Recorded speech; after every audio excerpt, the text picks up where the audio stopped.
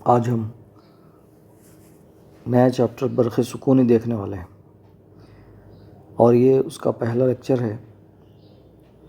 سب سے پہلی بات تو برق سکونی کے تعلق سے آپ پہلے سے جانتے ہیں، اور پھر بھی ہم یہاں پر اس کا مختصر خلاصہ دیکھیں گے۔ سب سے پہلے نام سے ہی ظاہر ہوتا ہے کہ برق سکونی یعنی جس میں ایسے برقی بار کا مطالعہ کیا جاتا ہے جو حالت سکون میں ہے۔ برق سکونی میں ساکن یا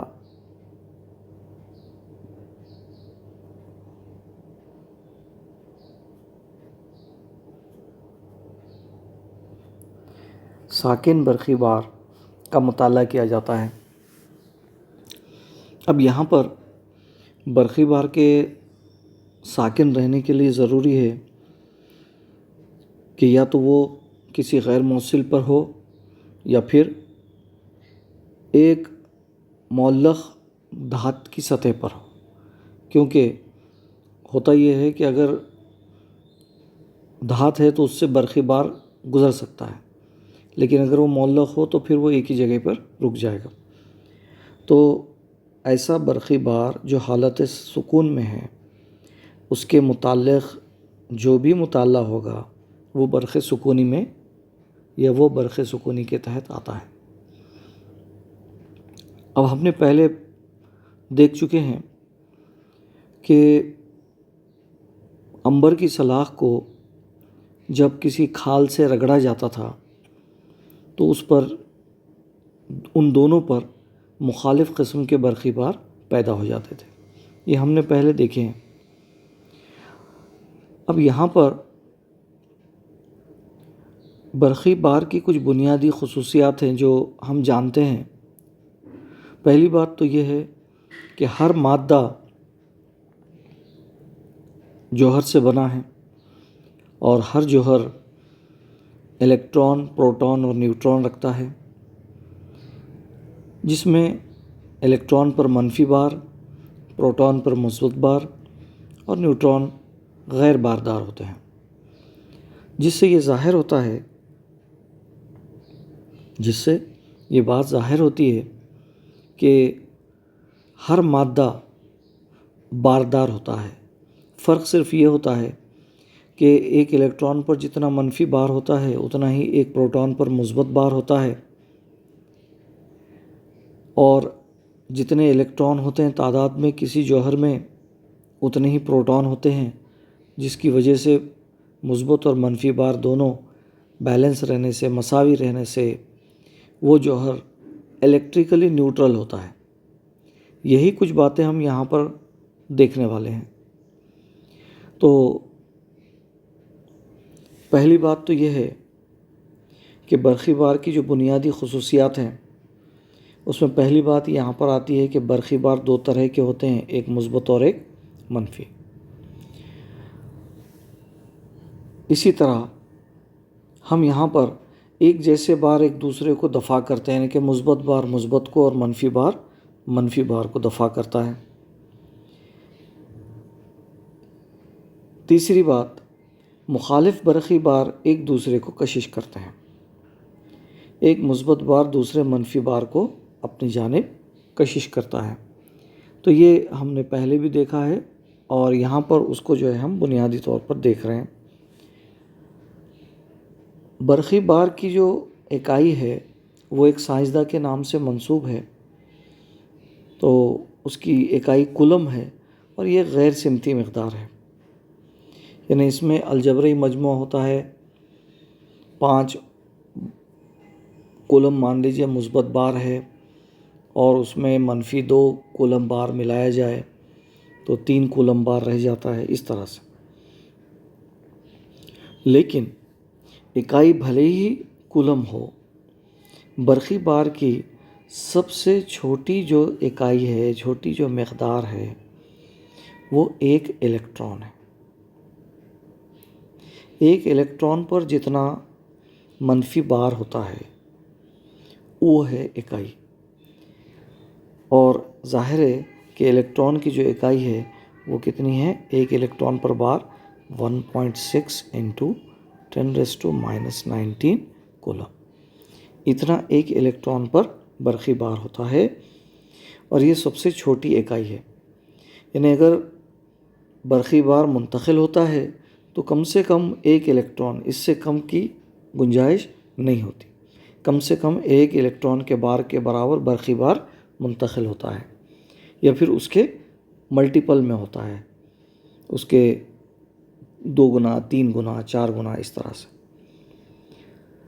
اگر کوئی جسم غیر باردار ہے، یعنی اس میں الیکٹران اور پروٹون کی تعداد مساوی ہے، اور مان لیجئے اس میں سے کچھ الیکٹران، یعنی کہ ہم نے یہاں پر 10 الیکٹران فرض کیا ہے، نکال لیے جاتے ہیں، کسی اور جسم پر منتقل کر دیے جاتے ہیں، تو اس جسم پر 10 منفی الیکٹران وہاں سے نکل گئے، 10 منفی الیکٹران کے برابر کا منفی بار ادھر چلا گیا، تو 10 الیکٹران کے برابر مثبت بار اس جسم پر پیدا ہو جاتا ہے۔ یعنی برقی بار کا جو تبادلہ ہے وہ الیکٹران کے برقی بار کی اکائی کی شکل میں ہوتا ہے۔ الیکٹران کے برقی بار کی اکائی کی شکل میں ہوتا ہے۔ یعنی اگر Q برقی بار ایک جسم سے دوسرے جسم پر منتقل ہوتا ہے تو Q کی قدر الیکٹران کے بار کے گنا میں ہی ہوتی ہے، جیسے کہ Q = N × E، جس میں N عدد ہے اور E الیکٹران کا بار ہے۔ تو اگر ایک جگہ سے دوسری جگہ جاتا ہے تو ایک بار کھوتا ہے اور دوسرا بار حاصل کرتا ہے، تو یہ کھونے یا حاصل کرنے کی جو قدر ہے وہ الیکٹران کے بار کے ساتھ صحیح عدد کے حاصل ضرب کے مساوی ہوتی۔ اسی خاصیت کو کوانٹائزیشن آف چارج کہتے ہیں۔ یعنی ایک کوانٹٹی ہے تو وہ کوانٹٹی یا تو 1 الیکٹران ہو سکتی ہے، یا تو 2 الیکٹران ہو سکتی ہے، یا تو 4 الیکٹران ہو سکتی ہے، 10 الیکٹران ہو سکتی ہے، لاکھ الیکٹران ہو سکتی ہے۔ یعنی مطلب الیکٹران کے برقی بار کے 7 عدد کے ضرب کے برابر ہوتی ہے، درمیان میں نہیں ہوتی کہ 2 الیکٹران کے برابر کے بجائے 2.5 الیکٹران کے برابر برقی بار منتقل ایک ساتھ نہیں ہوتا۔ اسی کو کوانٹائزیشن آف چارج کہتے ہیں۔ اس کے بعد ایڈیٹیو نیچر آف چارج یا برقی بار کا جو مجموعی کی خاصیت ہے، اب یہ یہاں پر میں نے مختصر میں آپ کو سمجھانے کی کوشش کی ہے کہ کسی جسم کے مختلف حصوں پر اگر موجود برقی بار کا الجبری مجموعہ لیا جائے تو وہ جسم کے کل برقی بار کے مساوی ہوتا ہے۔ اب یہ اگر ہم اس بات کو سمجھیں کہ فرض کیجئے کہ ایک بند نظام ہے، الگ تھلگ نظام ہے، اس میں 3 اجسام ہیں، ایک جسم پر مان لیجئے 4 کولم بار ہے، دوسرے پر 5 کولم ہے، اور تیسرے پر -3 کولم ہے۔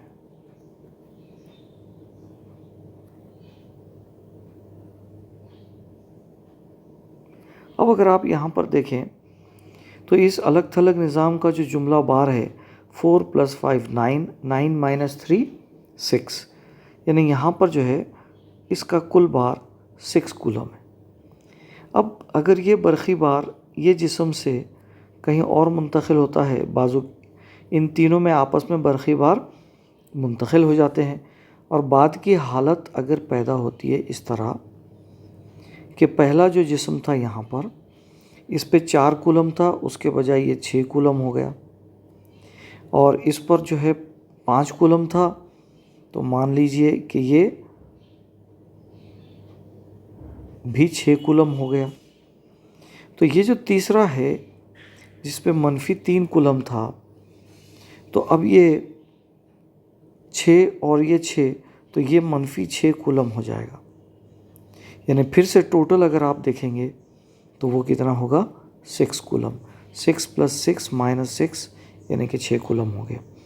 اس طرح یہ ایڈیٹو نیچر آف چارج جو ہے، یعنی برقی بار کا جو مجموعہ ہے وہ کل جسم، ایک جسم کے الگ الگ حصوں کا لیا جائے یا کسی بند نظام کے لیے میں موجود الگ الگ اجسام کا کل برقی بار ہو، وہ اگر شفٹ بھی ہوتا ہے تو ایسی صورت میں لیکن کل برقی بار جو ہے اتنا ہی رہتا ہے۔ تو یہ ایڈیٹو نیچر آف چارج ہوتا ہے، یہ خاصیت یہاں پر بتائی گئی ہے۔ اس کے بعد جو یہاں آخری خاصیت، جو بنیادی خاصیت بتائی گئی، بقائے برقی بار، نام سے ہی ظاہر ہوتا ہے کنزرویشن آف چارج، یعنی برقی بار نہ ہی پیدا کیا جا سکتا ہے اور نہ ہی فنا کیا جا سکتا ہے، صرف کیا ہوگا، وہ ایک جگہ سے دوسری جگہ منتقل ہو جاتا ہے۔ یعنی اگر شیشے کی سلاخ کو، جو کہ شیشہ غیر باردار تھا، ریشم کا کپڑا پھر وہ بھی غیر باردار تھا، اگر شیشے کی سلاخ کو ریشم کے کپڑے سے رگڑنے پر شیشے کی سلاخ مثبت باردار ہو جاتی ہے۔ کیوں ہو جاتی ہے؟ اس سے الیکٹران ریشم کے کپڑے پر منتقل ہو جاتے ہیں۔ تو جتنا وہ مثبت ہو جاتا ہے، کیونکہ وہاں سے جتنے الیکٹران نکل جاتے ہیں اتنے الیکٹران کے برقی بار کے برابر مثبت باردار ہو جاتا ہے شیشے کی سلاخ۔ اور ریشم کے کپڑے پر چونکہ پہلے الیکٹران کم تھے، یعنی کہ بیلنس تھے وہاں کے حساب سے، اب شیشے کی سلاخ سے کچھ منتقل ہو گئے، تو ایسی صورت میں کیا ہوتا ہے، ریشم کے کپڑے پر اتنا ہی منفی بار پیدا ہو جاتا ہے۔ یعنی یہاں پر کیا ہو گیا، یہ جو ایسولیٹڈ سسٹم ہے اس میں کیا ہوتا ہے کہ برقی بار باقی رہتا ہے۔ یہ برقی بار کے بقا کا اصول ہے، یا کنزرویشن آف چارج ہے، یا بقا کے اصول کی یہاں پر وہ پابندی کرتا ہے۔ یہ چند مختصر جو ہے باتیں تھیں جو ہم نے خاص طور پر ہمیں کیا دیکھنا تھا، برقی بار کی بنیادی خصوصیات دیکھنا تھا، وہ ہم نے یہاں پر دیکھی ہیں۔ امید ہے کہ یہ آپ کے سمجھ میں آیا ہوگا۔